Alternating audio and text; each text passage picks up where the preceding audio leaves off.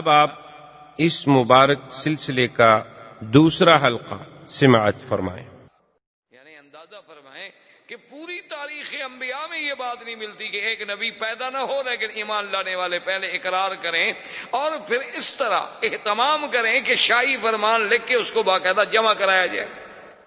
یہ بات بھی اگر ہمیں ملتی ہے تو صرف سیرت سیدنا محمد مصطفیٰ صلی اللہ علیہ وسلم میں ملتی، اور اسی طرح یہ بھی کسی یعنی اور عظیم شخصیت کے بارے میں نہیں ملتا کہ حضور صلی اللہ علیہ وسلم کی پیدائش بھی نہ ہو، ابھی حضور صلی اللہ علیہ وسلم پیدا بھی نہ ہوئے، اور بڑے بڑے سلاطین یعنی آپ دیکھیں کہ جبیر ابن مطعم بھی فرماتے ہیں، شعبہ ابن مغیرہ بھی فرماتے ہیں، ہاشم ابن عبداللہ بھی فرماتے ہیں، یعنی ایک نہیں متعدد روات اس بات کی بات فرماتے ہیں کہ ہم نے مقوقس کے بعد شہنشاہ اسکندریہ کے پاس، اسی طرح جبیر ابن مطعم کہتے ہیں کہ میں نے ایک بہت بڑے گرجے میں ایک راہب کے پاس میں گیا تو اس نے مجھ سے پوچھا کہ تم کہاں کے رہنے والے ہو، تو میں نے کہا میں سرزمین مکہ کا رہنے والا ہوں۔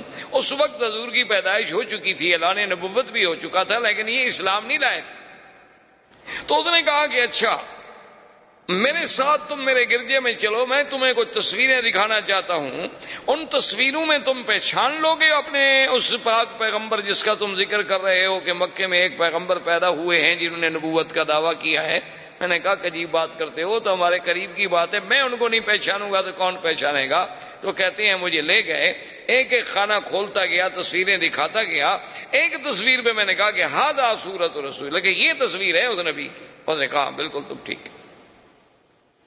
یعنی پہلے سے راہبوں کے پاس، شہنشاہوں کے پاس، مقوقس سے مصر کے پاس، شاہ اسکندریہ کے پاس، حضور صلی اللہ علیہ وسلم کے ولادت سے قبل جو دانیال پیغمبر نے آپ کی شکل بنائی، یا بعض لوگوں نے بربنائے تخیل حضور صلی اللہ علیہ وسلم کی یعنی آپ کی سیرت پڑھ کے، آپ کی صفت پڑھ کے، آپ کی بارے میں حلیہ مبارک پڑھ کے جو تیار کی تھی تصویریں، وہ پہلے سے موجود ہیں، اور کسی شخصیت کے بارے میں اتنا بڑا اہتمام نہیں ملتا۔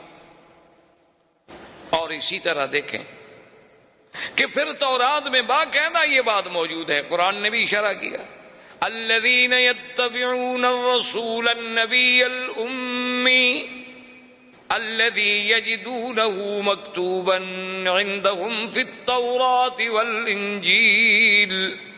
اللہ نے قرآن میں بھی ذکر فرما دیا کہ بھی حضور صلی اللہ علیہ وسلم النبی الامی، جن کا ذکر تورات و انجیل میں بھی موجود ہے، اور اسی طرح یعنی تورات میں اتنی وضاحت کے ساتھ موجود ہے، اتنی وضاحت کے ساتھ موجود ہے کہ نام موجود ہے، اور یہ بھی موجود ہے کہ مولدہ بمکہ ومہجرہ بطیبہ، کہ حضور صلی اللہ علیہ وسلم آپ کا مولد جو ہے وہ مکہ ہوگا، ہجرت جو ہے آپ طیبہ مدینہ منورہ کی طرف فرمائیں گے، اور ساتھ یہ بھی لکھا ہوا ہے کہ لیس بفظ ولا غلیظ ولا سخاب فی الاسواق، اور وہ اللہ کے نبی ایسے ہوں گے کہ سخت ہوں، کہ آپ کی طبیعت میں درستی ہو، زبان میں سختی ہو، ایسے نہیں ہوں گے، نہ بازاروں میں شور مچانے والے ہوں گے۔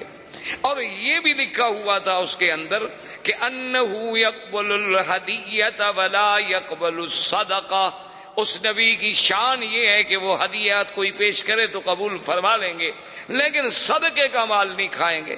اور یہ بھی اس میں لکھا ہوا تھا کہ حضور صلی اللہ علیہ وسلم کا دونوں کندھوں درمیان جو فاصلہ ہے وہ عام انسانوں سے زیادہ ہے، اور یہ بھی لکھا ہوا تھا بین کتفیہ علامت، کہ آپ کے دو کندھوں کے درمیان میں پشت کے مقام پہ ایک علامت نبوت بھی ہے، اور یہ بھی لکھا ہوا تھا کہ آپ کی امت جو ہے وہ حمادون ہوں گے، اور یہ بھی تورات میں لکھا ہوا تھا کہ آپ کی امت جو ہے وہ یعنی پنڈلیوں تک اپنی چادریں پہنے گی، اور وضو کرنے والی ہوگی، اور وقت پہ بڑی نظر رکھنے والی ہوگی، اور اول اول وقت میں نمازیں ادا کرنے والی ہوگی، اور حضور صلی اللہ علیہ وسلم کی یہ بھی شان ہوگی کہ ہر اونچی جگہ پہ نیچی جگہ پہ اللہ کا ذکر کرنے والے ہوں گے، ہر نعمت کا شکر کرنے والے ہوں گے.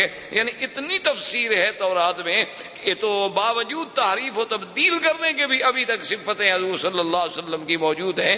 تو اس طرح کا اور کسی پیغمبر، کسی نبی کے بارے میں، کسی کو تو بے سابقہ میں آپ کو یہ تفصیل نہیں ملتی جو شان محمد مصطفیٰ صلی اللہ علیہ وسلم کی ملتی. اچھا، اور اسی طرح آپ نے کبھی غور کیا، اس پہ بھی آپ توجہ کریں کہ اللہ کی قدرت دیکھیں. حضور کے آنے سے قبل دنیا میں 2 سپر پاور تھی. جیسے آپ کے ہاں سپر پاور تھی نا، پہلے 2 تھیں، اب 1 ہو گئی. ہم تو خیر مسلمان ہیں، یعنی یہ جو الفاظ مستعمل ہوتے ہیں دنیا کی زبانوں میں، ورنہ ہمارے نزدیک تو طاقت اللہ کی ہے. مخلوق کیا ہے؟ مخلوق تو عاجز. بہرحال ایک لفظی طور پر جو باتیں مروج ہیں دنیا میں کہ بڑی طاقتیں، تو بہرحال اس وقت بھی بڑی طاقتیں 2 تھیں، ایک کسرا اور ایک کیسر، یعنی یا فارس یا روم. یہ 2 قوتیں تھیں. اور پوری دنیا کے نقشے پہ آپ نظر ڈالیں، اگر آپ ترکستان یا ترکمانستان، ماورا نہر اور اس طرح جہاں جہاں تک نظر دوڑاتے جائیں گے تو یہ سب فارس کے زیر اثر تھے. اور اگر آپ دوسری طرف نظر ڈالیں گے کہ بلاد مغرب ہیں، المانیہ جو موجودہ جرمنی کہلاتا ہے، المانیہ ہو گیا، بلاد مغرب ہو گئے، کچھ بلاد افریقی ہو گئے، پھر حبشہ ہو گیا، یہ سارا جو تھا یہ کیسر، یہ اس کے تسلط میں. یعنی 2 طاقتوں کے تسلط میں، یعنی آدھا دنیا سمجھے ایک طاقت کے پاس تھی اس وقت جو آبادی یا جو لوگ موجود تھے، اور آدھی دنیا جو ہے وہ دوسری طاقت کے پاس موجود تھی. لیکن اللہ کی شان دیکھیں کہ سرزمین مکہ مکرمہ اور مدینہ منورہ یہ دونوں طاقتوں میں کسی کے تسلط میں نہیں تھی. نہ یہاں کیسر کی بات تھی اور نہ یہاں فارس کی بات تھی. اللہ نے اپنے نبی کے لیے کون سا مقام پیدائش منتخب فرمایا کہ ایک ایسے مقام پہ پیدا ہوں جہاں دونوں کا اثر نہ ہو، اور پھر وہ دونوں کے اثر کو ختم کرنے والے بھی بن سکیں. تو یہ بھی ایک شان ہے کہ آپ کی پیدائش کے لیے، یعنی ایک ظاہری طور پر، ورنہ باطنی طور پر تو یہ تھا کہ آپ نے اگر چاروں طرف برابر بات پہنچانی ہو تو لازمی بات ہے کہ آپ پھر سنٹر میں، آپ وسط میں بیٹھیں گے کہ بھئی مجمع ہر طرف ہو تاکہ میری آواز جو ہے وہ برابر پہنچ سکے. تو اللہ نے چونکہ پوری کائنات کا مرکز کعبۃ اللہ کو بنایا تھا اور حضور کی آواز کو مشرق و مغرب و شمال و جنوب پوری عالم میں پھیلانا تھا، تو اس لیے بھی اللہ نے حضور کو اس مرکزی مقام پہ پیدا فرمایا. یہ مقام بھی کسی اور کو نہیں مل سکتا. اور اسی طرح آپ دیکھیں کہ حضور صلی اللہ علیہ وسلم کے لیے اللہ نے خاندان کیسا منتخب کیا. یعنی حضور فرماتے ہیں کہ اللہ نے ساری مخلوق پہ جب نظر ڈالی تو سب میں سے اللہ نے ولد اسماعیل کو چن لیا، اور فرمایا پھر ولد اسماعیل میں سے اللہ تبارک و تعالی نے بڑی تفصیل سے حدیث مبارک ہے کہ کنانہ کو چن لیا، پھر ان میں سے اللہ نے قریش کو چن لیا، پھر قریش میں سے اللہ نے بنو ہاشم کو چن لیا، پھر بنو ہاشم میں سے اللہ نے میرے گھرانے یعنی عبد المطلب کے گھرانے کو چن لیا، اور پھر ان میں اللہ نے محمد الرسول اللہ صلی اللہ علیہ وسلم کو چن لیا. یعنی اتنے انتخابات. اور پھر خدا کی قدرت دیکھیں کہ جس مرکز کعبہ میں اللہ نے اپنے نبی کو پیدا فرمانا تھا، یہ باتیں ایسی نہیں ہیں کہ محض ہم کہہ دیں کہ جی اتفاق ہو گیا. ساری باتیں اتفاق نہیں ہوتی.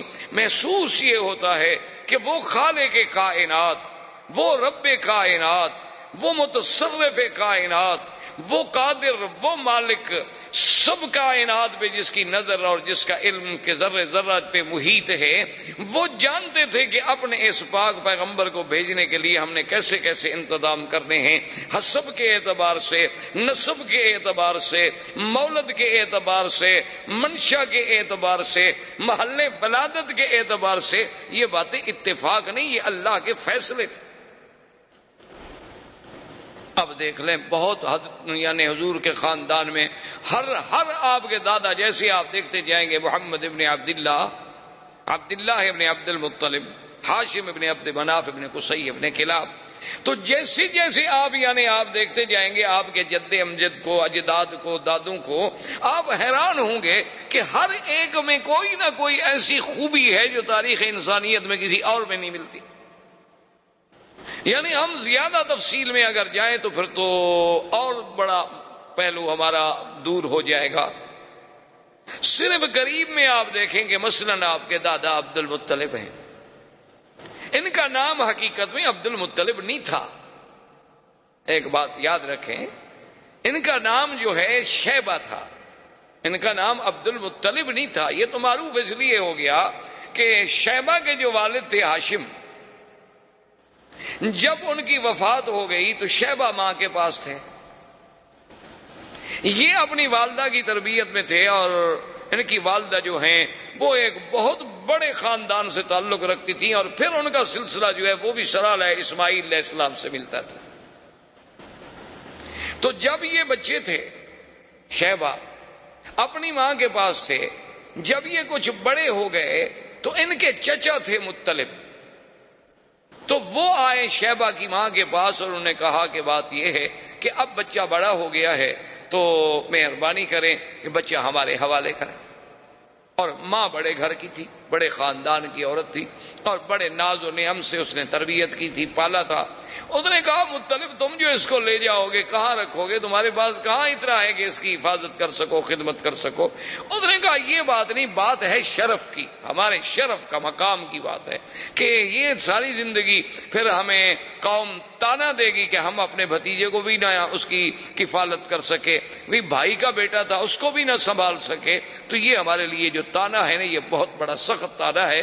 بہرحال کچھ بھی ہم نے لے جانا ہے. تو ماں نے کہا کہ اچھا میں جبر تو نہیں کرتی لیکن اپنے بیٹے کو میں اختیار دیتی ہوں، وہ چاہے تو تمہارے ساتھ چلا جائے چاہے تو ماں کے ساتھ رہے.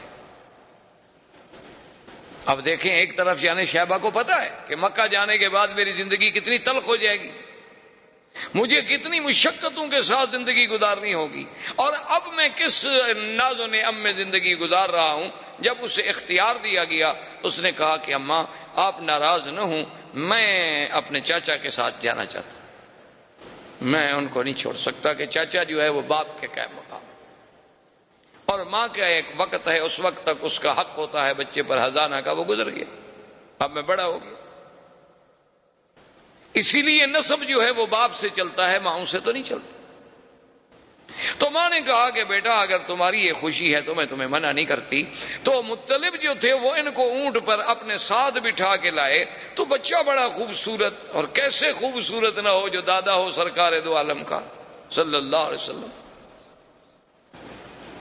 تو جب وہ لے آئے تو لوگ جب مکے میں داخل ہوئے تو لوگوں نے دیکھا، تو وہ عام رواج تھا اس وقت، لوگ غلام خریدا کرتے تھے، خوبصورت لڑکے خریدتے تھے، خدمت کے لیے رکھتے تھے، فخر کرتے تھے سردار کہ میرے پاس اتنے غلام ہیں، وہ کہتا میرے پاس اتنے غلام ہیں، میرا غلام اتنا قیمتی ہے، وہ کہتا میرا غلام اتنا قیمتی ہے. لوگوں نے جو دیکھا تو انہوں نے سمجھا کہ یہ بھی غلام خرید کر کے لایا ہے مطلب. تو انہوں نے کہنا شروع کر دیا عبد المطلب عبد المطلب عبد المطلب. تو لوگوں کو نام ہی بھول گیا، شیبہ تو نام ہی عبد المطلب ہو گیا، ورنہ آپ کا نام عبد المطلب نہیں تھا. اب یہ عبد المطلب جو ہیں اب تو عبد المطلب کے نام سے معروف ہو گئے نا، شیبہ تو نام ہی ختم ہو گیا. یعنی آپ اندازہ کریں کہ کتنا بڑا یہ سارا اتفاق ہے. یہ اتفاق نہیں بلکہ اس خالق کے کائنات نے اپنے آنے والے نبی، اپنے پاک پیغمبر خاتم الانبیاء والمرسلین، امام الانبیاء والمرسلین کے لیے یہ سارا نظام معلوم ہوتا ہے کہ جیسے کائنات بچھائی اسی لیے گئی. یعنی ایسا محسوس ہوتا ہے کہ یہ نظام عالم، یہ نظام کائنات، یعنی اس میں جتنے رنگ بھرے گئے ہیں، جس رنگ پہ نظر ڈالو کہیں نہ کہیں جا کے اس کا جوڑ جو ہے وہ سرکار دو عالم سے لگتا ہے صلی اللہ علیہ وسلم. تو اب اس عبد المطلب نے، اب دیکھیں کہ افتخار کی بات، شرف کی بات ہوتی تھی چونکہ مکے میں مقام تھا. اور اتفاق کی بات یہ ہے، خدا کی شان یہ ہے کہ زمزم جو آج ہم پیتے ہیں یہ زمزم ختم ہو گیا، گم ہو گیا. جرم کے بعد ردمیات ہوئیں، مٹی پڑی، کچھ سیلیں آئیں، نتیجہ یہ نکلا کہ زمزم ہمیشہ کے لیے ختم ہو گیا، کہیں ملتا ہی نہیں تھا. عبد المطلب نے، ان کے ایک بیٹے تھے حارث، ان نے آپس میں بیٹھ کے غور کیا کہ ہم زمزم نہیں ملتا، یہ ہمارے لیے بہت بڑا مسئلہ ہے کہ زمزم کا وجود ختم ہو جائے، تو ہمیں چاہیے کہ ہم زمزم کو تلاش کریں۔ اب جناب کون تلاش کرے؟ یعنی کوئی تلاش کرنا آسان تو نہیں تھا نا جی، ہے تو اب آپ کے پاس وسائل ہیں، آپ کے پاس آلات ہیں، آپ کے پاس مشینیں ہیں، کیمرے ہیں، آپ کے پاس کھدائی کے ذرائع ہیں، آپ کے پاس غواصین ہیں، غوطہ خور ہیں۔ اس زمانے میں کہاں یہ انتظامات؟ سارا کعبۃ اللہ کے باہر تو بس ایک پہاڑی سلسلہ ہے اور پتھر ہیں۔ عبد المطلب کو بڑی تڑپ تھی کہ زمزم ملے۔ اب آپ دیکھیں، حیران ہوں کہ کیا یہ سب اتفاق ہے؟ ایک رات عبد المطلب سوتے ہوئے، رات کو سوئے ہوئے ہیں، نیند ہے، نیند میں ایک خواب دیکھتے، ایک خواب دیکھتے ہیں کہ ایک آدمی خواب میں نظر آتا ہے اور وہ ان کو کہتا ہے کہ احفر طیبہ، کہ طیبہ کو کھودو۔ سمجھ نہ آئی بات کیا کہہ رہا؟ اچھا، دوسری رات پھر خواب آتا ہے کہ احفر مضمونہ، کہ مضمونہ کو کھودو۔ پھر سمجھ نہ آئی کہ طیبہ کیا ہے، مضمونہ کیا ہے۔ تیسری رات پھر خواب دیکھا کہ احفر برہ، کہ برہ کو کھودو۔ اب وہ سمجھ نہیں رہے عبد المطلب کہ یہ کیا خواب ہے؟ ایک تو متواتر مجھے خواب آ رہے ہیں، ہر رات خواب نظر آ رہا ہے، اور خواب میں عین ہی ایک چیز کے بارے میں ہے کہ کھودو، کبھی آتا ہے برہ کو کھودو، کبھی آتا ہے طیبہ کھودو، کبھی آتا ہے مضمونہ کھودو۔ یہ بات کیا ہے؟ چوتھی رات جب خواب آیا تو اس میں صاف آیا کہ احفر زمزم، زمزم کھودو۔ اب عبد المطلب کی بات جو تھی نا، اس کی سمجھ آئی، اس نے کہا کہ اچھا یہ سب زمزم کے ہی نام تھے دراصل، کیونکہ زمزم کوئی معمولی سی چیز تو نہیں تھی۔ تو ان نے کہا کہ یہ بات تو ٹھیک ہے، میری تو تمنا ہے کہ زمزم کھولوں اور یہ شرف جو ہے قریش کو ملے، اور قریش میں سے عبد المطلب کے گھرانے کو ملے، تاکہ سقایا ساری زندگی ہمارے ہاتھ میں رہے۔ میری تو یہ تمنا ہے، لیکن سوال یہ ہے کہ میں اور میرا ایک بیٹا کیسے ڈھونڈیں گے؟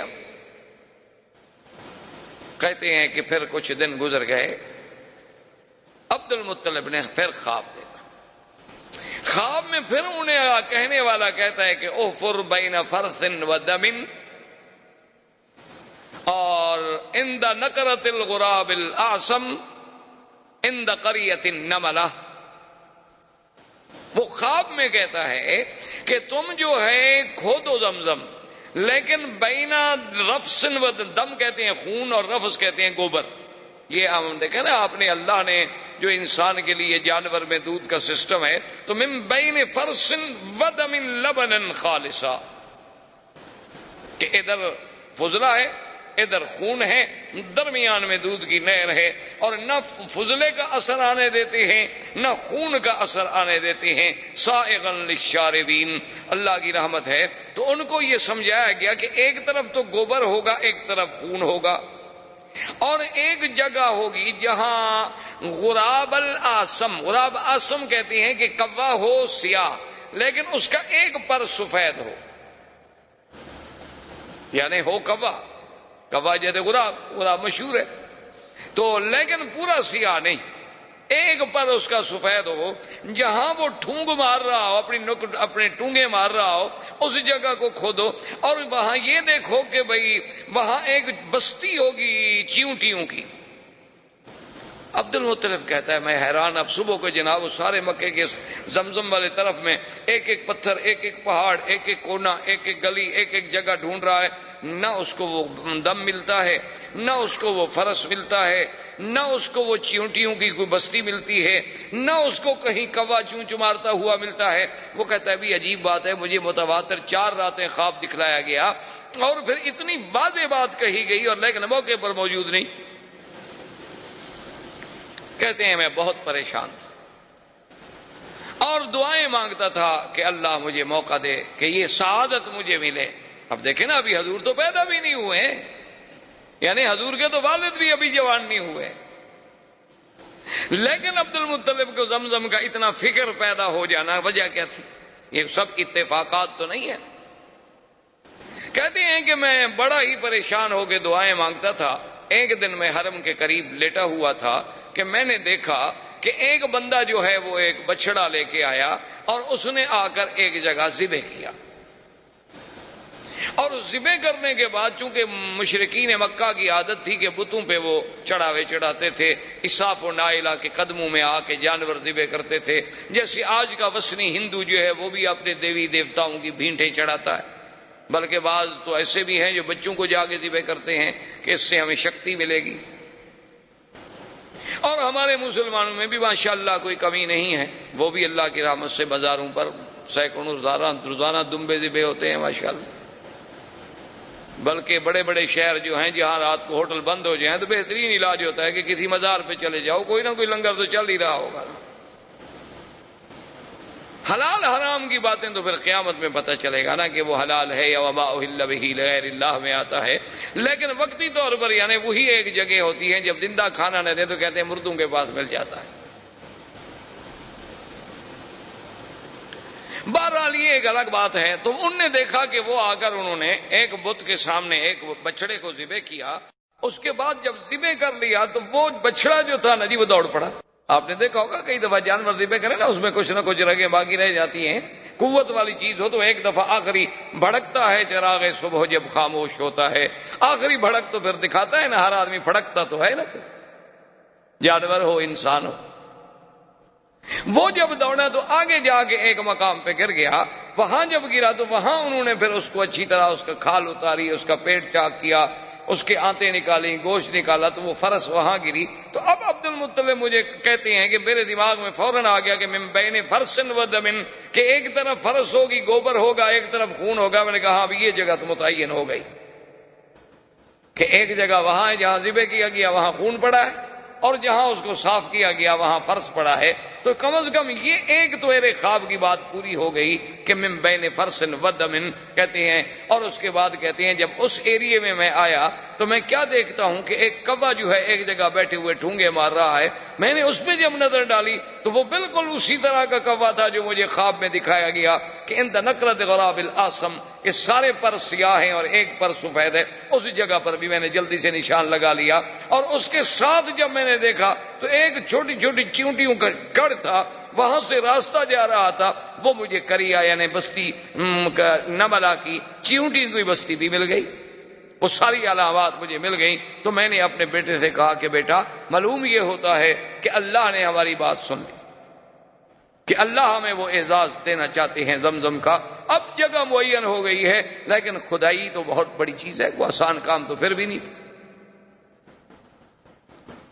لیکن نے کہا کہ ٹھیک ہے اب کام کی ابتدا کرتے ہیں۔ دوسرے دن عبد المطلب کہتے ہیں کہ میں آیا اور میں نے اپنے بیٹے کو ساتھ لیا اور زمزم کی کھدائی شروع کی۔ تو قریش سارے اکٹھے ہو گئے، انہوں نے کہا بھی عبد المطلب یہ کیا بات ہے، ہم تمہیں اکیلا تو نہیں کھودنے دیتے،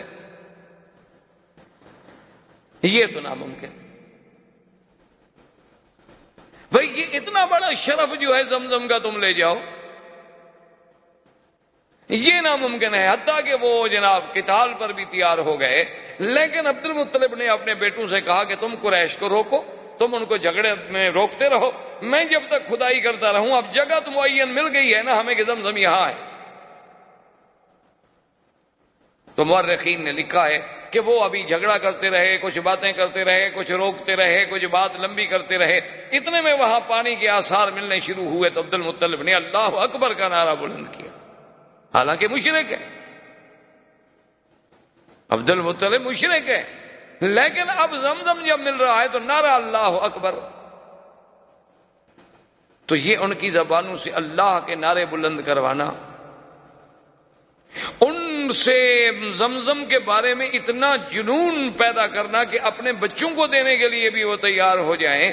وجہ کیا تھی کہ وہ اصل سلسلہ جو جڑ رہا ہے کہ جیسے اللہ نے زمزم کو پورے عالم کے لیے پیدا کیا، محمد مدنی کو بھی پورے عالم کے لیے پیدا کیا، جیسے زمزم کو اسماعیل کے قدموں سے پیدا کیا، میرے مدنی کا سلسلہ نسب بھی سیدنا اسماعیل سے ملتا۔ تو یہ سارے سلسلے جو جوڑے جا رہے ہیں تو مگر معلوم ہوتا ہے نا کہ وہ تقدیر ان موتیوں کو پرو رہی ہے، یہ اتفاق نہیں۔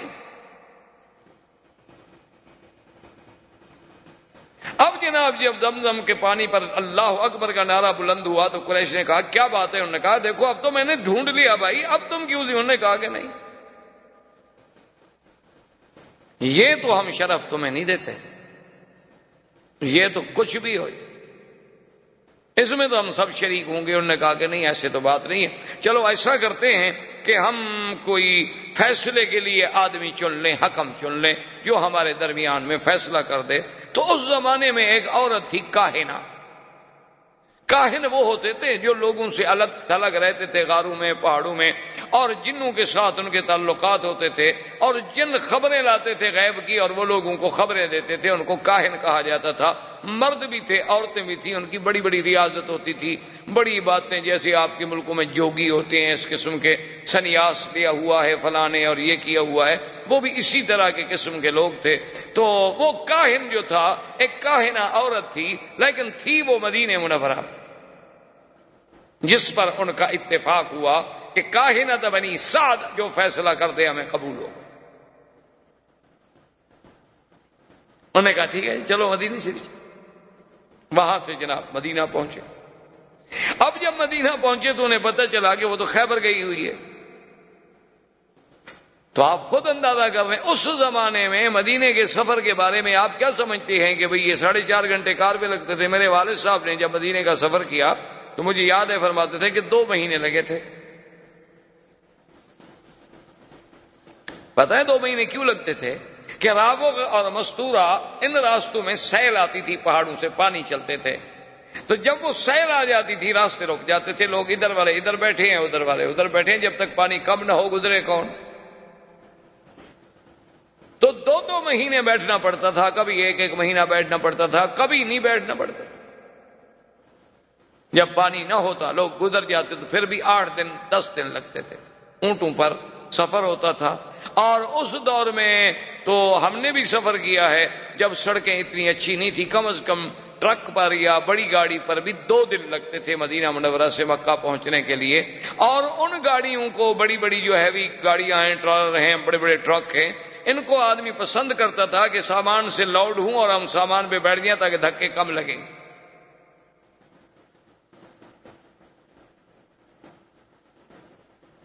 یہ تو آج اللہ کی نعمتیں ہیں جس کا ہمیں شکر نہیں۔ تو بہرحال وہ رابق جب خیبر گئے، خیبر میں جا کے ڈھونڈا۔ اچھا خدا کی قدرت ہے کہ وہاں جس علاقے میں یہ اترے تو ایک جگہ ایسی آ گئی کہ پانی نہ ملے۔ اب سب قریش جو گئے ہوئے تھے انہوں نے کہا بھی اب یہی ہے کہ جلدی سے قبریں شبریں کھود لو، مرنا تو ہے۔ تو جہاں جناب عبد المطلب نے اپنا اونٹ بٹھایا تھا، جب اس اونٹ کو کھڑا کیا تو وہاں پانی نکل آیا۔ تو سب کو پانی مل گیا، کچا کنواں بنا لیا، پانی نکال لیا۔ جا کے کاہنہ کو بتایا، اس نے کہا اتنی بڑی نشانی کے بعد فیصلہ کرانے کیا ہے، ہو بھی اس کا حق ہے۔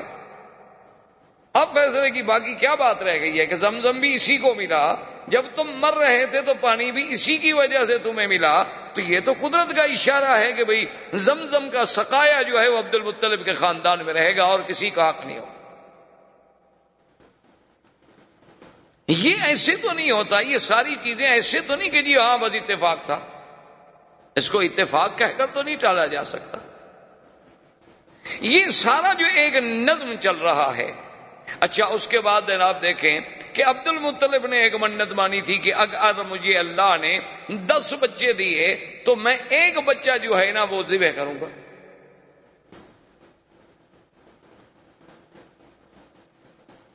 کیوں اس وقت فخر سمجھا جاتا تھا نا کہ بھئی سردار جب آئے اس کے پیچھے 10 بچے ہوں، کثرت اولاد جو ہے یہ بہت بڑا اعزاز سمجھا جاتا تھا۔ آج کل تو خیر تھوڑے بچے اعزاز سمجھا جاتا ہے، کہتے ہیں کہ بھئی بچے 2 ہی اچھے، باقی ہوں تو لوگوں کو دے دو۔ انا للہ و انا الیہ راجعون۔ بہرحال یہ تو باہر صورت ان سے پوچھے نا کہ جن نے پہلے منصوبہ بندی پہ عمل کر لیا، بچے 2 تھے وہ بھی مر گئے، وہ اب کیا کریں؟ اللہ کے نظام کو جب چھیڑو گے تو ذلت کے سوا کچھ نہیں ملے۔ باقی تم چاہو کہ ہم بچے کم کر لیں گے، فرعون بچوں کو گولیاں چلا کے نہیں کم کر سکا تو تم گولیاں کھلا کے کہاں روک سکتے ہو؟ جس نے پیدا ہونا ہے وہ تو ہوگا۔ فرعون نے بھی 70,000 بنو اسرائیل کو ذبح کیا لیکن موسیٰ پیدا ہو۔ تو اس نے گولیاں مار کے بندے نہیں ختم کر سکا، تم گولیاں کھلا کے کیا بند کر سکو گے؟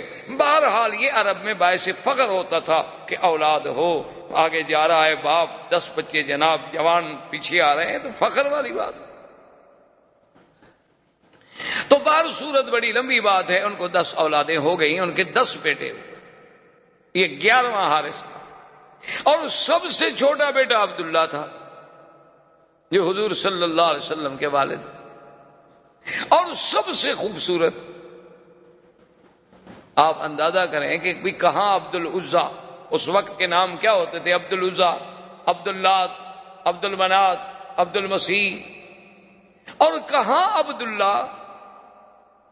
یعنی اس نام کا جو چناؤ ہے، کیا یہ بھی ایسی ہے کہ مشرکین جن لوگوں کا تعلق بھی اپنے الہہ سے ہے، اللہ کے ساتھ عقیدہ ہی نہیں، لیکن وہ نام رکھیں عبداللہ؟ کیوں؟ کو قدرت رکھوا رہی ہے نا کہ یہ میرے مدنی کا باپ بنے، اس کا نام تو کافروں والا نہ ہو۔ یہ اللہ کا نظام تھا نا، کوئی آپ نے تو نام نہیں رکھا نا، ہم نے تو نام نہیں رکھا، یہ کوئی نظام ہے جو اس قدرت کا، جو یہ اسباب پیدا کرتی چلی جا رہی ہے کہ جوں جوں حضور کے قریب آ رہے ہیں نام کا بھی خیال ہو، نسب کا بھی خیال ہو۔ یعنی اس سے بڑی بات ہو سکتی ہے کہ حضور پاک نے فرمایا کہ حضرت آدم سے لے کر حضرت اسماعیل سے لے کر میرے ابا عبداللہ کے گھرانے تک اللہ نے ایسی حفاظت کی ہے کہ ہمارے کسی اتنی بڑی حضرت اسماعیل سے لے کر حضرت یعنی اسماعیل کے بعد عبداللہ تک ہماری اس پوری لڑی میں کہیں عورتوں میں گناہ نہیں آیا، کسی عورت نے گناہ نہیں کیا۔ تو یہ سارا ایسی باتیں تھیں یا اللہ کی تقدیر کے فیصلے تھے۔ اب سب سے خوبصورت بیٹا عبداللہ ہے، اور جب جناب وہ بڑا ہو گیا تو عبد المطلب تو اپنی بات پہ قائم ہے، اس نے کہا آ گیا جناب وہ راہب کے پاس، اپنے کاہن کے پاس جو کعبہ شریف میں رہتا تھا ان کا کاہن، اس کے پاس ہے۔ اس نے کہا میں نے تو منت مانی تھی کہ بیٹے کو ذبح کرنا ہے، لہذا چونکہ میرے بیٹے ہیں 10، میرے بیٹے 11 ہیں، لہذا تم قرآن اندازی ڈالو کس بیٹے کا نام نکلتا ہے۔ تو اس وقت ہر بچے کا نام ایک لکڑی پہ لکھا گیا، وہ ازلام ڈالتے تھے، ایسے لکڑیاں ڈالتے تھے کہ جس کی لکڑی ظاہر ہو جائے گی سمجھو اس کا قرآن نکل آیا۔ اب جب انہوں نے ڈالا تو قرآن نکل آیا عبداللہ کا، اور عبد المطلب کہتے ہیں میں دعا مانگ رہا تھا کہ اللہ میرے کسی بچے کا قرآن نکلے لیکن عبداللہ کا نہ نکلے، کیونکہ عبداللہ انہیں بہت محبوب تھا۔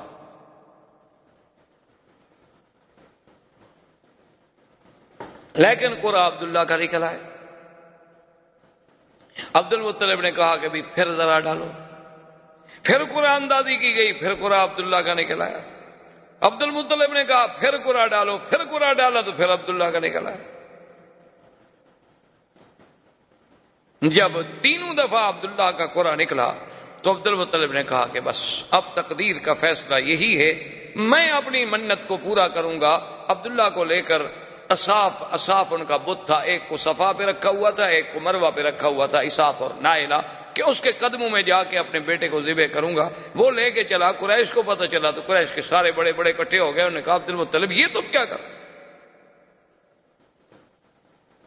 تم اپنے بیٹے کو ذبح کر رہے ہو؟ اس نے کہا میں تو مجبور ہوں، میں تو منت مانی ہے۔ اس نے کہا چاہے منت مانو، یہ کیا منت ہوئی کہ آدمی بیٹے کو ذبح کر دے؟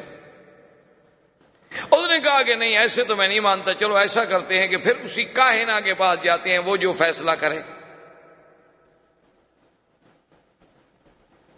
مشرکین مکہ کے یہ بڑے بڑے جو تھے سارے پھر کاہنہ کے پاس آئے، اسے حکایت سنائی گئی۔ اس نے کہا اچھا مجھے یہ بتاؤ اگر تم سے کوئی آدمی مر جائے تو اس کی دیت کتنی ہے؟ اس نے کہا 10 اونٹ۔ اس نے کہا اچھا ایسا کرو، ایک طرف رکھو 10 اونٹ اور ایک طرف رکھو عبداللہ کے نام، اگر قرآن نکل آئے اونٹوں کا تو اونٹ ذبح کر دو، عبداللہ کو چھوڑ، دیت ادا ہو گئی، تمہاری منت پوری ہو گئی۔ اور اگر نکل آئے قرآن عبداللہ کا تو پھر 10 اونٹ اور بڑھاؤ۔ تو عبد المطلب واپس آ گئے، پھر کعبے کے آ کے اس کاہن سے کہا، اب اس نے جناب پھر قرآن اندازی کی، ایک طرف 10 اونٹ ہیں، ایک طرف عبداللہ، پھر عبداللہ کا قرآن نکل آیا، پھر 20 ہو گئے، پھر عبداللہ کا قرآن نکل آیا، بڑھتے بڑھتے 100 اونٹ پر پہنچے تو اب جا کے اونٹوں کا قرآن نکلا۔ اسی لیے حضور نے فرمایا انا ابن الذبیحین، کہ میں دو ذبیحوں کا بیٹا ہوں، کہ میرا ابا اسماعیل بھی ذبیح اللہ اور میرا حقیقی باپ جو ہے عبداللہ وہ بھی ذبیح۔ اور خدا کی شان ہے، اللہ نے اسماعیل کو بھی ذبح ہونے سے بچا لیا، عبداللہ کو بھی ذبح ہونے سے بچا لیا، اور مقام ذبیح جو ہے وہ بھی مل گیا۔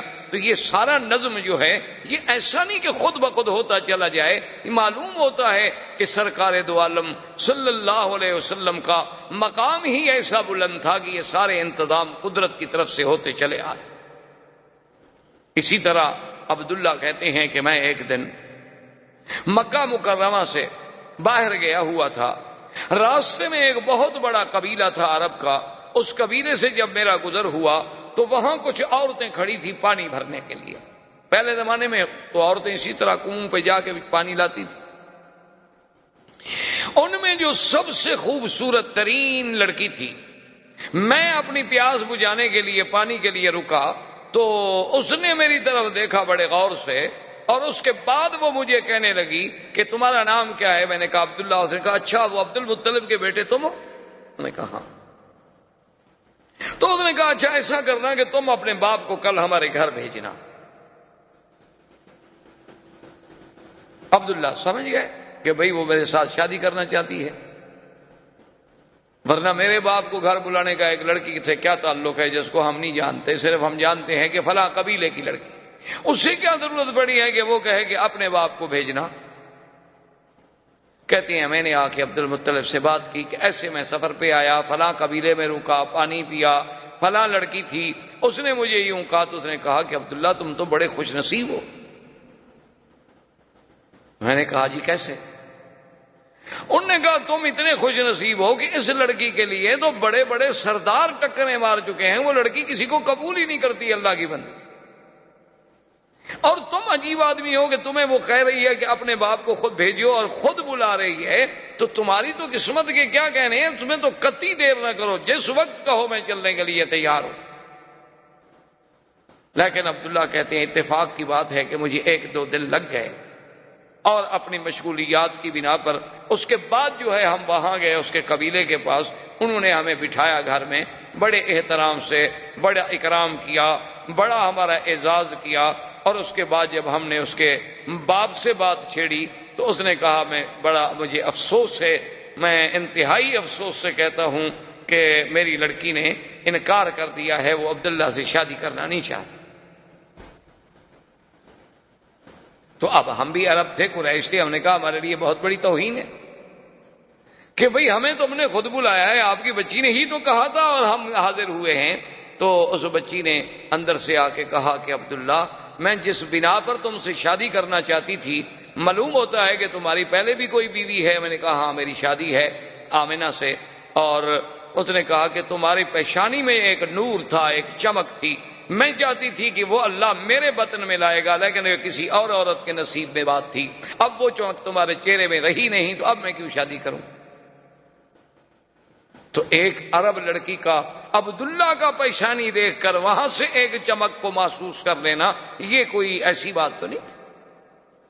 اچھا پھر دیکھیں کہ نسبت کا کیا عالم ہوا کہ عبداللہ کی شادی کہاں ہوئی؟ آمنہ سے، آمنہ بنت وہب بن عبد مناف۔ پھر ان کا خاندان بھی جا کے کہاں ملے گا؟ ولد اسماعیل میں۔ اور بی بی آمنہ کے ماں باپ جو تھے سارے مدینہ منورہ کے رہنے والے، حضور کے اقوال جتنے ہیں وہ تو سب مدینہ منورہ کے، یعنی مولد کا انتظام یہاں ہو رہا ہے تو مدینے بھی انتظام کیا جا رہا ہے۔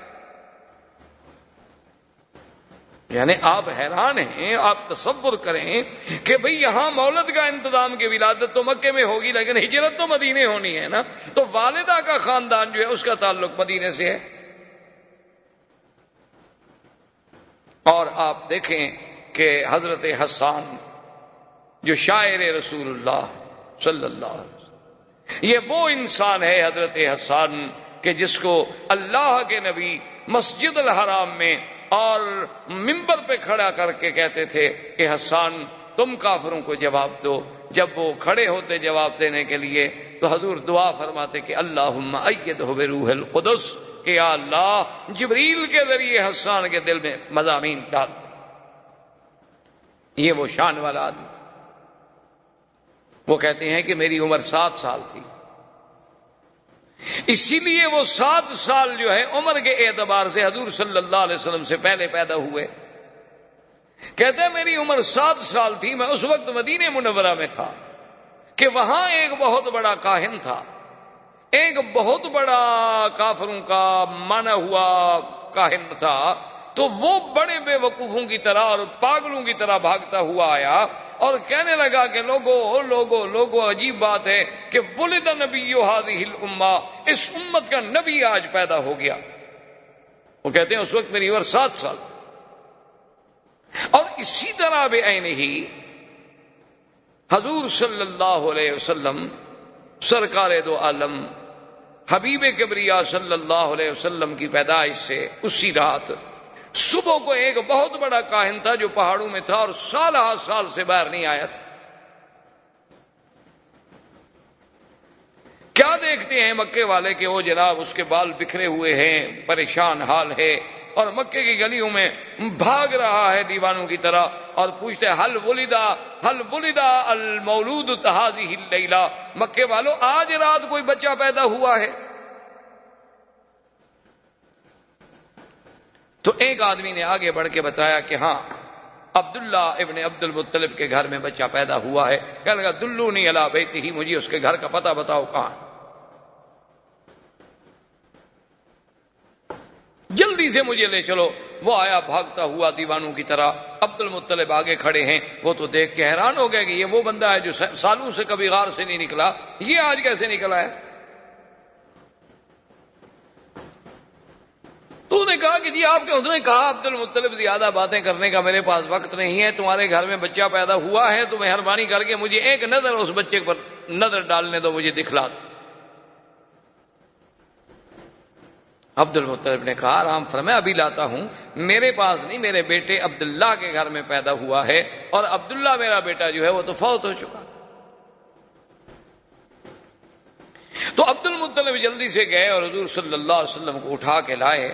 جب اٹھا کے لائے اور اس کی نظر پڑی آپ کے چہرے پر، فخر مغشیاً، تاریخ کہتی ہے، کتابیں کہتے ہیں، حدیث میں بھی موجود ہے کہ وہ بے ہوش ہو کے گر گیا، اور جب ہوش آیا تو کہتا ہے ولد نبی هذه الامہ، ولد نبی هذه الامہ، کہ لوگوں اس امت کا نبی پیدا ہو گیا۔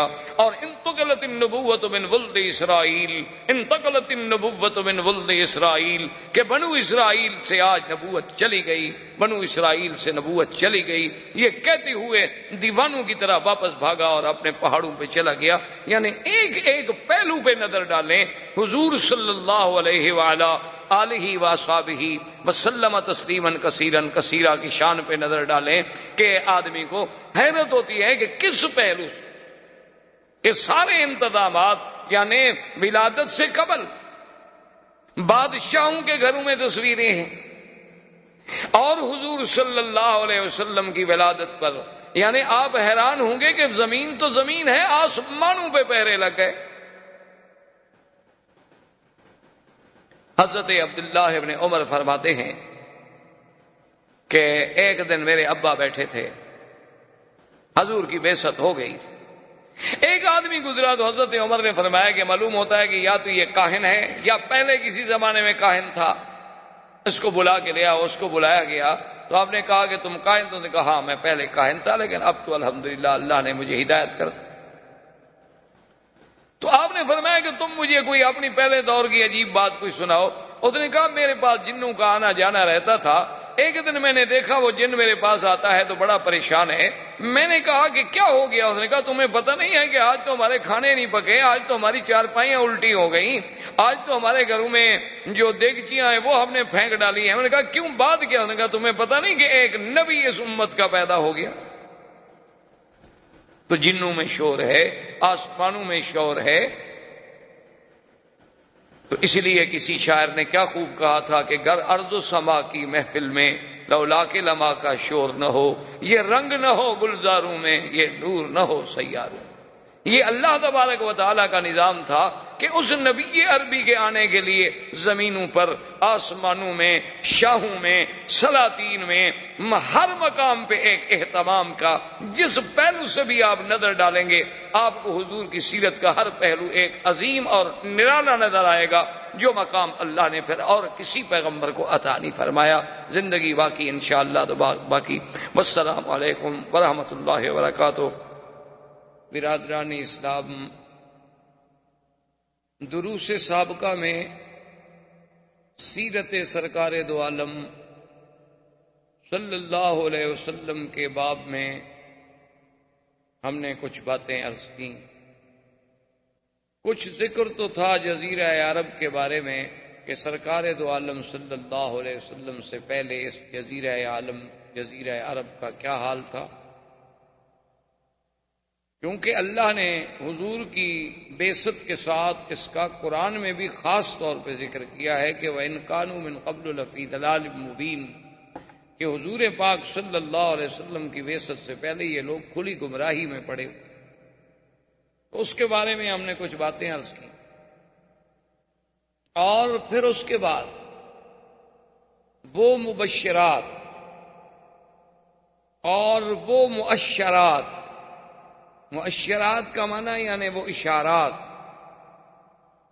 مبشرات کا معنی ہوتا ہے کسی چیز کے بارے میں خوشخبریاں۔ تو یہ میں نے سیرت کے پہلو سے پہلے عرض کیا تھا کہ یہ ساری چیزیں ایسے نہیں ہیں کہ خود بخود ایک اتفاق ہے، بلکہ یہ بالکل اگر آدمی بڑے تأمل سے، غور سے، فکر سے سرکار دو عالم صلی اللہ علیہ وسلم کی سیرت طیبہ کے ہر پہلو پہ نظر ڈالے تو سمجھ آتا ہے کہ خالق کائنات نے یہ سارا انتظام، یہ ساری بساط جو ہے یہ اسی لیے بچھائی گئی۔ یہ ایسا نہیں کہ اتفاق ایسا ہو جائے، یعنی آپ کسی بھی پہلو پہ نظر ڈالیں۔ یہی میں نے عرض کیا تھا کہ اس وقت دنیا میں دو سپر پاورز تھی، ایک روم اور ایک فارس، لیکن یہ سرزمین حجاز ایک زمین تھی جس پہ دونوں سپر پاور کا کنٹرول نہیں تھا۔ تو اللہ تبارک و تعالیٰ کا اس خطے کو منتخب کرنا حضور کی ولادت کے لیے، تو اس میں آخر کوئی بات تو ایسی تھی کہ دو طاقتیں، ایک اس طرف ہے اور ایک اس طرف ہے، ایک ماورا نہر ترکمنستان کی طرف اور ایک البانیہ سے لے کر حبشہ سے لے کر یہاں تک، یہ دونوں طاقتیں باہر سے گھرے ہوئے ہیں، لیکن یہ درمیانی ٹکڑا کسی کے تسلط پہ نہیں۔ اور اللہ پاک نے اسی جگہ اپنے اس آخری نبی خاتم الانبیاء صلی اللہ علیہ وسلم کو پیدا فرمایا، کیونکہ یہ تو پھر آپ کے اپنے تدبر پہ ہوتا ہے۔ اب دیکھیں نا جی، جیسے آج کل سنا آپ نے اور پڑھا اپنے اخباروں میں بھی، ہندوستان کا، پاکستان کا ایٹمی دھماکے کرنا، یہ ساری چیزیں آپ نے پڑھی ہے۔ تو اس پر ایک جو سائنسدان ہیں وہ اپنی نظر ڈالے گا، جو سیاسی لوگ ہیں وہ اپنی نظر سے سوچیں گے، جو اقتصادی لوگ ہیں وہ اپنی نظر سے سوچیں گے کہ اس میں کتنا فائدہ کتنا نقصان، وہ ضرب تقسیم لگائیں گے، اور عامت الناس جو ہیں وہ اپنے فکر سے سوچیں گے، اور ایک قرآن و سنت کا طالب العلم جو ہے اسے اپنے فکر و نظر کی روشنی میں سوچنا پڑتا ہے کہ یہ بھی کوئی ایسی چیز تو ضرور ہے کہ جس سال حضور صلی اللہ علیہ وسلم کی پیدائش کا سال ہے، اسی سال میں ہاتھیوں کے بادشاہ نے حملہ کیا جو آپ پڑھ چکے، اور ہاتھیوں کے حملے کو ختم کرنے کے لیے اللہ تبارک و تعالیٰ نے پرندوں کو بھیجا، ابابیل کو، بڑا معروف قصہ ہے، اور 3 پتھر لے کے آئے اور گرائے گئے اور وہ ختم کر دیے گئے ہاتھی۔ تو یہ وہ 3 پتھر کیا تھے جن کو اللہ نے خصوصی طور پہ قرآن میں ذکر کیا، وَأَرْسَلَ عَلَيْهِمْ طَيْرًا أَبَابِيلَ تَرْمِيهِمْ بِحِجَارَةٍ مِّن سِجِّيلٍ، کہ ہم نے وہ 3 پرندے بھیجے کہ ابابیل، اور تاکہ وہ ان پہ پتھر جو سجیل، ایک خاص جہنم کی آگ میں پکائے گئے، عام پتھر نہیں تھے کہ پہاڑ کے اٹھا لو۔ تو اسی سے وہ ایٹم کے ذرے پہ آپ غور کریں کہ دنیا اس ذرے پہ پہنچی کہ ایک ذرے سے بھی اتنی بڑی چیزیں جو ہیں وہ تباہ کی جا سکتی ہیں۔ تو اصل چیز تو یہ اسلام نے پیش کی تھی، قرآن نے پیش کی تھی، پھر اپنی اپنی سوچ سے لوگ وہاں پہنچے کہ یہ ایٹم کا ذرہ کیا ہے، اچھا، اس ایٹم کے ذرے کا اس سال پیدا ہونا جس سال نبی پیدا ہوا ہو، کیا وجہ ہے آخر؟ اس پہ آپ غور کریں. اللہ نے آپ کو علم دیا ہے، پڑھے لکھے لوگ ہیں، کہ آخر اسی سال یہ اللہ پاک نے کیوں ایٹم کا ذرہ پیدا کیا؟ اس سے پہلے مختلف قوموں پہ عذاب آ چکے ہیں. کسی کو سیاح سے مارا گیا، کسی کو بجلی کی کڑک سے مارا گیا، کسی کو پانی میں ڈبویا گیا، کسی کی بستیوں کو الٹ کے پھینک دیا گیا، کہیں ہوا بھیجی گئی. لیکن یہ تک عذاب کسی پہ نہیں بھیجا گیا کہ اوپر سے ایک چھوٹا سا پرندہ اڑتا ہوا آئے اور ایک چھوٹی سی کنکر ڈال دے، اور وہ اگر ایسی آگے حالت ایسی پیدا کر دے کہ فجعلہم کعصف مأکول، ایسے کہ جیسے کوئی گھاس کھا کھا کے چبا چبا کے جانور پھینک دیتا ہے نا، اتنی بڑی چیزیں اس طرح ہو جائیں. اچھا، اسی طرح آپ دوسری بات پہ غور کریں کہ جب حضور صلی اللہ علیہ وسلم کی بعثت کا زمانہ آیا تو آسمانوں پہ پہرے شدید ہو گئے. جنات سے کاہن کہیں بھی خبر لے آؤ، خبریں لے آؤ تاکہ ہم اپنی قوم کو خبریں دیں. وہ کہیں کیسے خبریں لے آئیں؟ وَأَنَّا كُنَّا نَقْعُدُ مِنْهَا مَقَاعِدَ لِلسَّمْعِ فَمَن يَسْتَمِعِ الْآنَ يَجِدْ لَهُ شِهَابًا رَّصَدًا.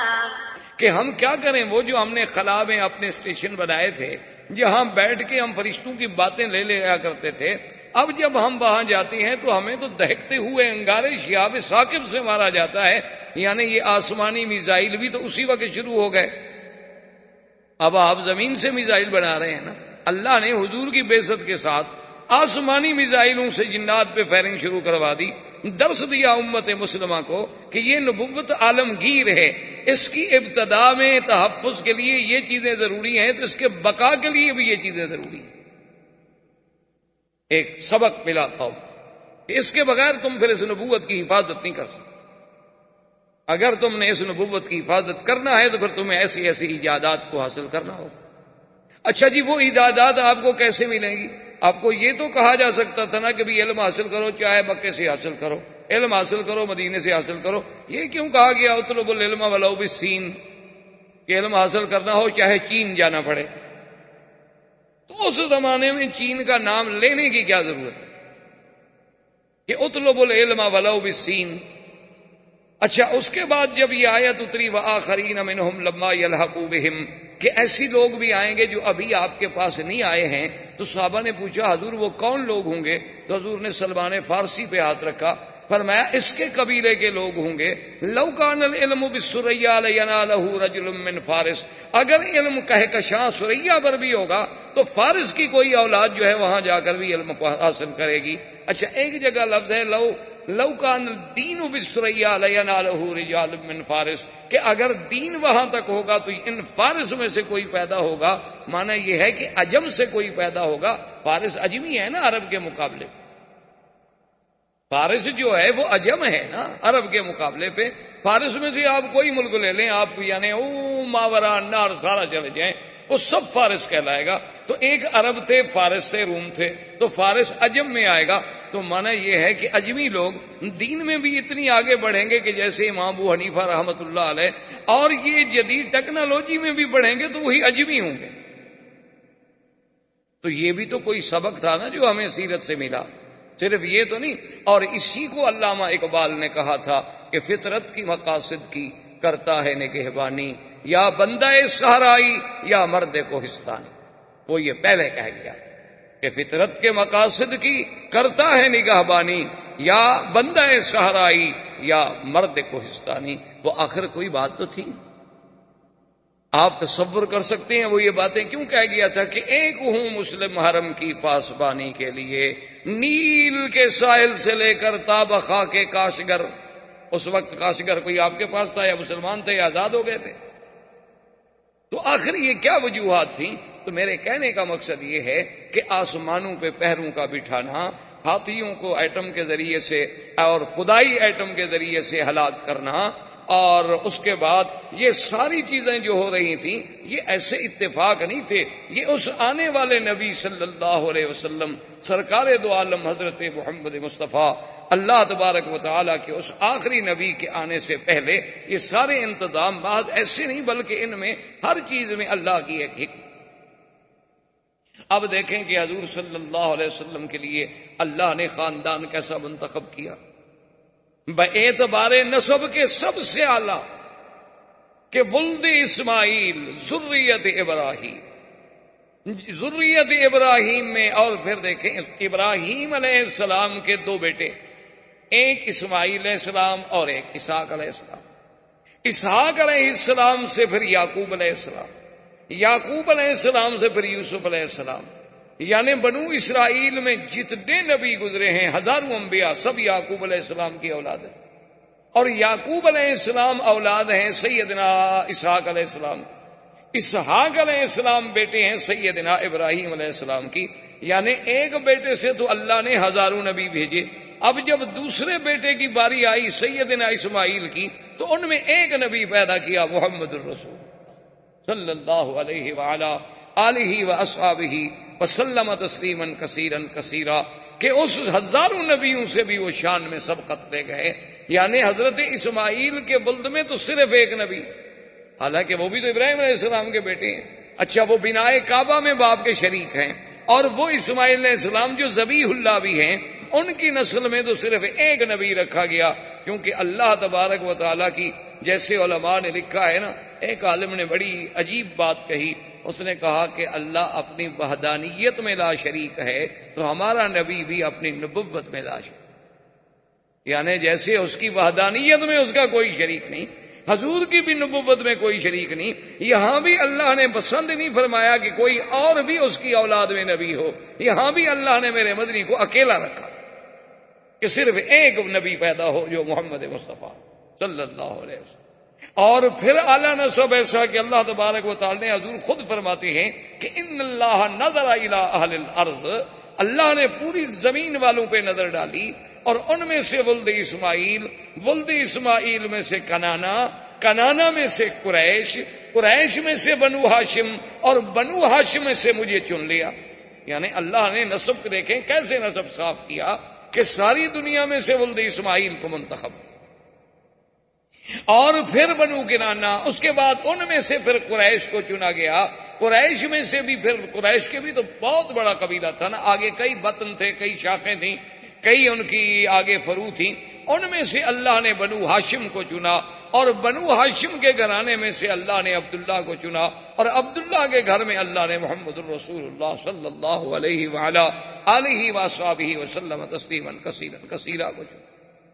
یعنی آپ اندازہ فرمائیں یہ سارا ایسے تو نہیں۔ اور پھر یہ دیکھیں کہ جب قریش کا خاندان، یہ لوگ اپنے شرف کے لیے، یعنی اتنے لوگ تھے کہ آج کل تو لوگ پیسوں کے لیے لڑتے ہیں، آج کل تو لوگ پیسوں کے لیے لڑتے ہیں، عورت کے لیے لڑتے ہیں، زر کے لیے لڑتے ہیں، زمین کے لیے لڑتے ہیں، لیکن یہ خاندان جو ہے اس کا کمال دیکھیں، یہ اپنے شرف کے لیے لڑتے تھے کہ یہ ہماری عزت کا مسئلہ ہے۔ ان کی جتنی لڑائیاں آپ دیکھیں گے شرف کی تھی، اب دیکھیں کعبۃ اللہ بن گیا، حجر اسود پہ لڑائی ہو گئی تو اس کا مقصد کیا تھا؟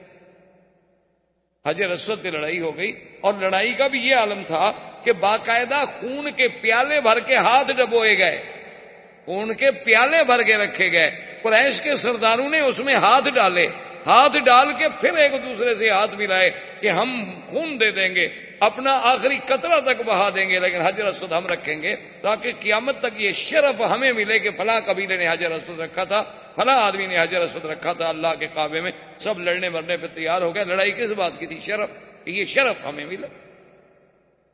اسی طرح آپ دیکھیں کہ بنو قصی ابن، ان میں سے جب بنو عبدالدار آئے، ان کا پھر لڑائی یہ ہو گئی کہ جناب یہ کعبۃ اللہ کا رفادہ، کعبۃ اللہ کا حجابہ، کعبۃ اللہ کا سقایا، یہ زمزم کا پلانا، کعبۃ اللہ کی چابی، کعبۃ اللہ کا انتظام، حاجیوں کی خدمت، یہ شرف ہے، یہ تو ہمیں ملے اور کسی کو ہم نہیں دیتے۔ یعنی اتنے اعلی خاندان کہ جو اپنے شرف کے لیے لڑتے رہے، اپنے شرف کے لیے مرتے رہے کہ صرف ہمارا نام جو ہے، ہمارا شرف جو ہے وہ اونچا رہے۔ یعنی اپنی عزت کا اتنا خیال تھا کہ آپ حیران ہوں گے کہ ابو سفیان جو حضور کے چچا ہیں وہ اتنے بڑے حضور صلی اللہ علیہ وسلم کے مخالف تھے کہ جنگ بدر بھی اسی سبب سے ہوئی تھی کہ ابو سفیان قافلہ لا رہے تھے، اور پھر احد کی جنگ کا اصل قائد جو ہے وہ ابو سفیان تھا، یعنی حضور سے جنگ لڑنے کے لیے مکے سے مدینہ پہنچا، اتنی عداوت رکھنے والا آدمی۔ لیکن جب حضور کی شادی ام حبیبہ سے ہو گئی رضی اللہ تعالی عنہا، جو ابو سفیان کی بیٹی تھی، وہ مسلمان ہو گئی تھی، اپنے شوہر کے ساتھ حبشہ چلی گئی، وہاں اس کے بعد جب بیوہ ہوئیں اور اس کے بعد وہاں سے فارغ ہوئیں تو پھر ان کا نکاح حضور سے ہوا جو نجاشی بادشاہ نے کیا، حق المہر بھی نجاشی بادشاہ نے ادا کی۔ تو جب ام حبیبہ حضور کی بیوی بن گئیں اور ابو سفیان کو پتہ چلا تو اس نے کہا بات یہ ہے کہ ھذا فحل لا یجدع انفہ، کہ اب محمد مدنی کی ناک کو نیچے نہیں کیا جا سکتا، اب ان کو اتنا بڑا شرف مل گیا ہے کہ ابو سفیان کی بیٹی اس کے گھر میں ہے، تو جب میری بیٹی کا وہ شوہر ہو اب اس کا ناک نیچے کون کر سکتا؟ اب تو اتنے بڑے سردار کی بیٹی اس کے گھر میں چلی گئی، یعنی اپنے شرف پہ مر مٹنے والی قوم۔ اور پھر جناب آپ دیکھیں کہ عبد المطلب کے بھی اس بیٹے کے گھر میں حضور پیدا ہوتے ہیں جس کا نام عبداللہ ہو، یعنی آپ اندازہ فرمائیں، اسی لیے آپ دیکھیں نا جی کہ لفظ، حالانکہ اس زمانے میں تو عام نام ہوتے تھے، عبداللہ، عبدالعزیٰ، عبدالبنات، فلاں بتوں کے نام پر نام رکھے جاتے تھے، لیکن اس نام کا انتخاب بھی تو کوئی قدرت کی طرف سے ہو رہا تھا نا، کہ میرے مدنی کے نام کے ساتھ ان کے کسی نسب میں کوئی ایسا نام بھی نہ آئے نا جس میں شرک کی بو آتی ہو۔ اللہ تبارک و تعالیٰ کی حکمت۔ یہ سارے اہتمامات کے بعد اب دیکھیں کہ آپ کی والدہ، پھر اس کا نسب جو ہے، چونکہ حضور کا مولد کیا تھا؟ مکہ، اور حضور کا مہجر کیا ہے، مقام ہجرت کیا ہے؟ طیبہ اور مدینہ، تو بی بی صاحبہ بی بی آمنہ جو ہے ان کا گھر جو ہے مدینہ میں ہے۔ اچھا، آگے جا کے نسب جو ہے وہ عبد مناف میں حضور سے مل جاتا ہے۔ حضور صلی اللہ علیہ وسلم کا نسب آپ دیکھیں گے، محمد ابن عبداللہ ابن عبد المطلب، ہاشم ابن عبد مناف، قصی ابن کلاب، یہ عبد مناف میں جا کے آمنہ بنت وہب، آگے عبد مناف، پھر جا کے حضور صلی اللہ علیہ وسلم نے نسب مل گیا۔ اچھا، تیسری بات دیکھیں جو حضور پاک نے فرمائی اپنی سیرت میں، اور کتنی بڑی بات ہے، فرمایا ولدت من نکاح،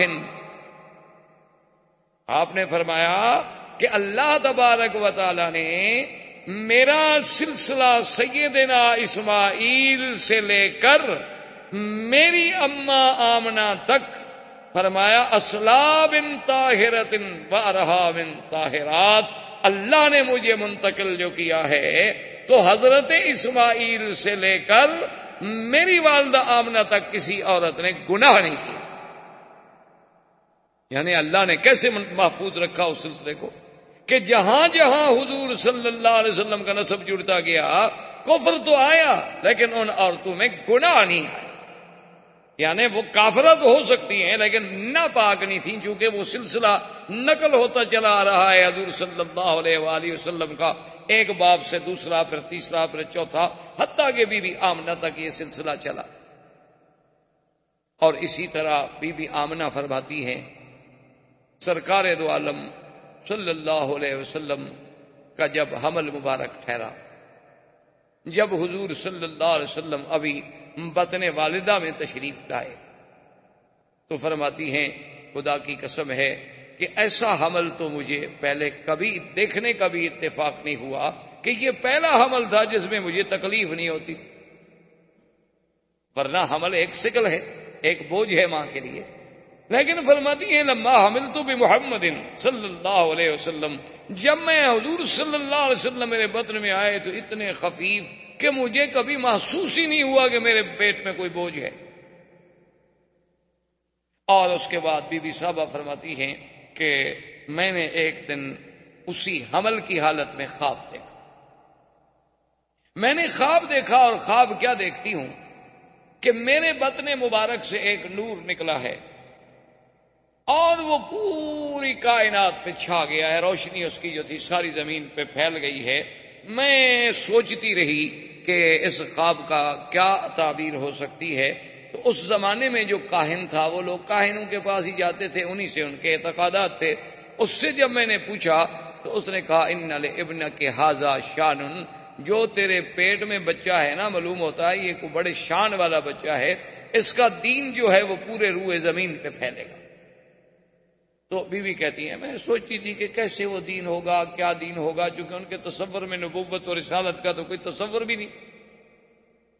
اچھا اسی طرح اب آپ حیران ہوں گے کہ بھئی حضور صلی اللہ علیہ وسلم کے ولادت پہلے اچھا بیوی کہتی ہیں کہ میں ایک دفعہ گزر رہی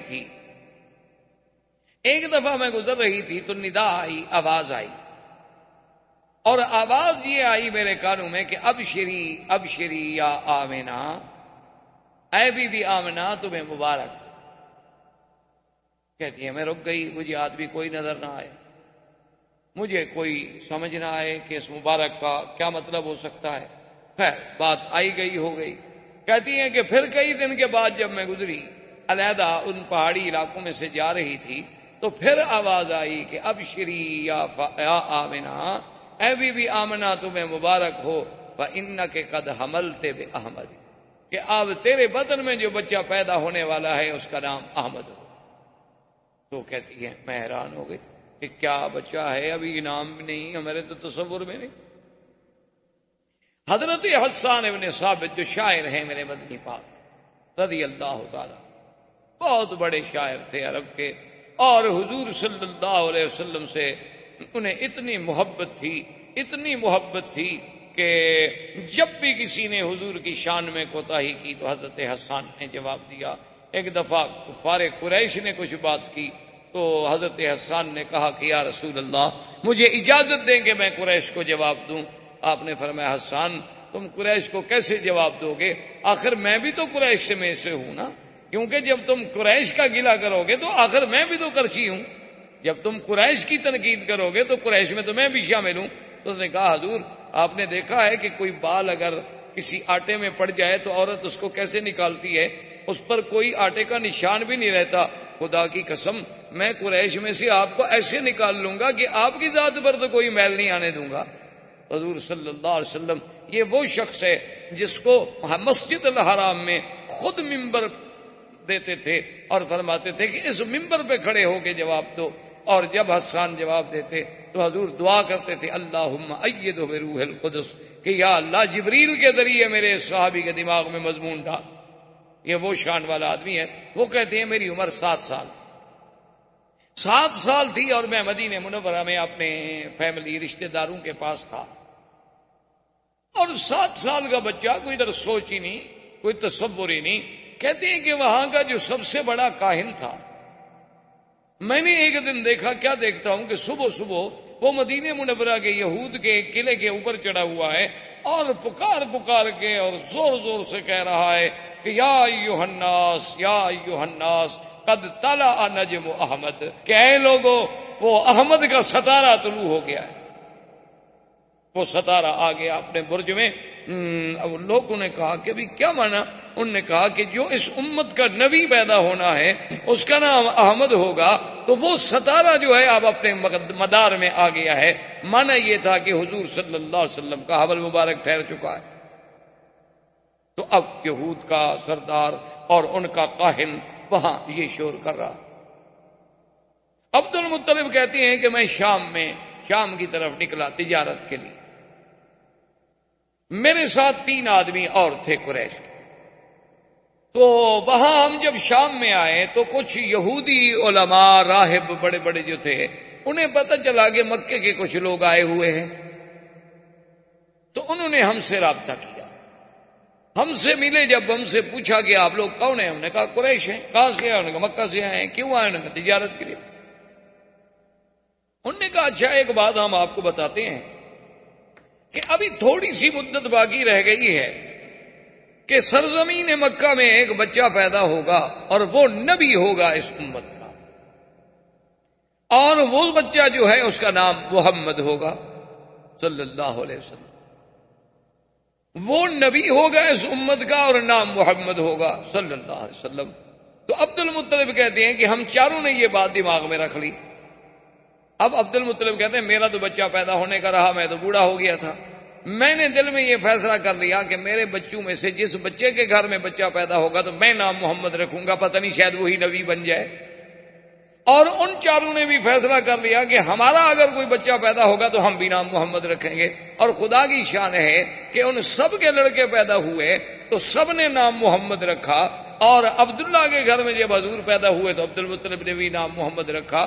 تو اب نام کے لیے بھی پہلے سے اہتمام کیا جا رہا ہے کہ نام بتانے کے لیے بھی احبار و رہبان جو ہیں پہلے خوشخبریاں دے رہے ہیں کہ ایک نبی پیدا ہوں گے جن کا نام محمد ہو۔ اچھا، پھر نام پہ بھی غور کریں، ایک نام وہ ہے جو آسمانوں میں تھا اور ایک نام وہ ہے جو زمین میں آیا۔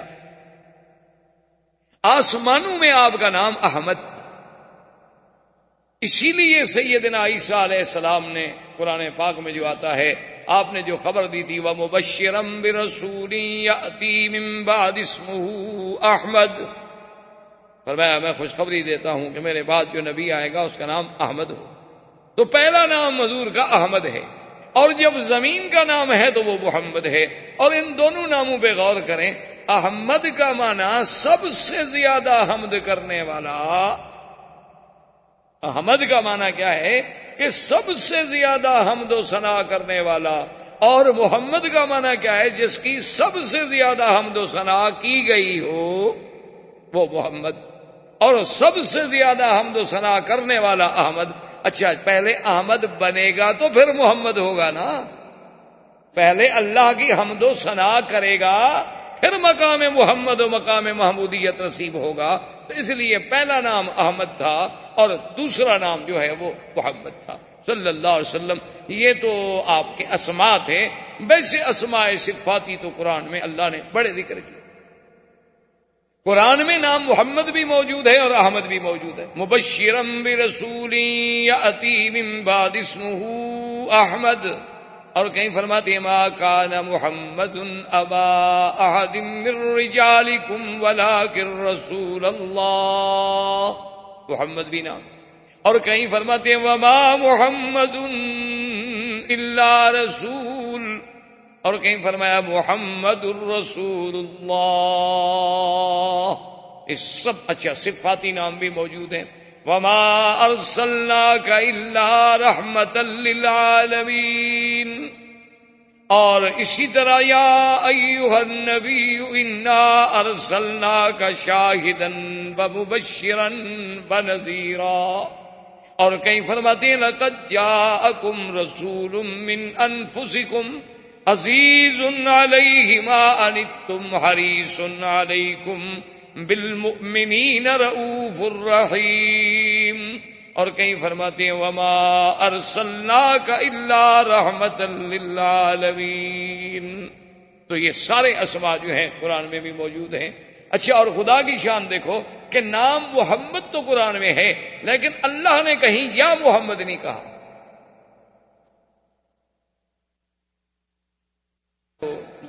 درود شریف تو پڑھ لیا کریں کم سے کم اتنا احساس ہو کہ بھئی حضور کے ساتھ محبت کا یہ فرض ہے کہ جب نام آئے تو فوراً زبان پہ درود شریف آ جانا چاہیے امتی کے۔ تو بہرحال میرے کہنے کا مقصد یہ تھا کہ عظمت سیرت رسول پاک پہ نظر ڈالیں کہ اللہ نے حضور کا نام تو قرآن میں 4 دفعہ لیا لیکن کسی جگہ یہ نہیں کہا کہ یا محمد، جیسے فرمایا یا عیسی ابن مریم اانت قلت للناس، یا عیسی، یا زکریا انا نبشرک بغلام اسمہ یحییٰ، یا زکریا، یا یحییٰ خذ الکتاب بقوہ، یا آدم اسکن انت وزوجک الجنہ، سب کو یا آدم، یا زکریا، یا میرے مدنی کو نہیں فرمایا یا محمد، جہاں بھی فرمایا یا ایھا النبی، کہیں فرمایا یا ایھا المزمل، کہیں فرمایا یا ایھا المدثر، کہیں فرمایا یا ایھا الرسول بلغ ما انزل الیک من ربک، اور کہیں فرمایا والضحی واللیل اذا سجا، کہیں فرماتے ہیں طٰہٰ، کہیں فرماتے ہیں یاسین والقرآن الحکیم، انک لمن المرسلین. مانا کیا تھا کہ ہر نبی کو نام سے پکارا گیا، میرے مدنی کو اللہ نے لقب سے پکارا. یعنی یہ عظمت جو ہے یہ بھی صرف سیرت مصطفیٰ کے حصے. ہاں کہیں نام لینا ضروری تھا، اللہ نے نام لے لیا، لیکن جب اللہ نے مخاطب کیا تو لقب سے کہ اے کپڑے میں لپٹنے والے. حضور صلی اللہ علیہ وسلم کو خطاب کیا گیا تو جب بھی خطاب ہوا تو خطاب لقب سے کیا گیا تاکہ عظمت محمد مصطفیٰ صلی اللہ علیہ وسلم جو ہے وہ آشکار. اور اسی طرح جناب آپ دیکھیں کہ بی بی صاحبہ بی بی آمنہ کہتی ہیں کہ جب حضور صلی اللہ علیہ وسلم، اور خدا کی شان ہے، اسی لیے میں نے عرض کیا تھا نا کہ ذرا غور کریں کہ ولادت کے لیے اللہ نے مکان منتخب کیا تو کون سا؟ یعنی جہاں آپ کا مولد ہے وہ مقام کون سا ہے کہ جس کی اللہ قرآن میں قسمیں کھا رہے ہیں کہ لا اقسم بہذا البلد. اور وہ مقام ہے کہ اول بیت وضع للناس للذی ببکۃ مبارکا، سب سے پہلا گھر. اچھا پھر دیکھیں جوڑ دیکھیں، گھر سب سے اول، نبی سب سے آخر، یعنی اول بیت اور آخرہ نبی، یعنی خدا کی شان. اچھا پھر یہ ہے کہ کعبہ بھی مرکز اور ہدی للعالمین، اور میرا مدنی بھی رحمت للعالمین. اور اسی طرح جیسے کعبے کا وجود بقائے عالم کا سبب ہے کہ جب تک کعبہ ہے دنیا قائم ہے، کعبہ ختم ہوگا دنیا مٹ جائے گی. میرے مدنی کی نبوت آخری ہے، جب تک حضور صلی اللہ علیہ وسلم کا دین قائم ہے دنیا قائم ہے، ورنہ اس کے بعد دنیا فنا ہو جائے گی. تو اللہ نے اپنے نبی کے لیے مولد چنا تو کون سا؟ مکہ، جو ساری کائنات میں سب سے افضل سرزمین. اچھا اور زمان چنا تو کون سا؟ ربیع الاول. ربیع الاول، ربیع کا موسم آپ جانتے ہیں کہ سب سے اچھا موسم کیا ہوتا ہے؟ ربیع. اور زمانہ چنا تو ربیع الاول، مکان چنا تو کعبۃ المشرفہ، اور سنہ کون سا چنا؟ اصحاب الفیل، کہ جس میں کفر کی قوتوں کو ختم کر کے اسی سال محمد مدنی کو پیدا کیا گیا صلی اللہ علیہ وآلہ آلہ واصحابہ وسلم تسلیما کثیرا کثیرا.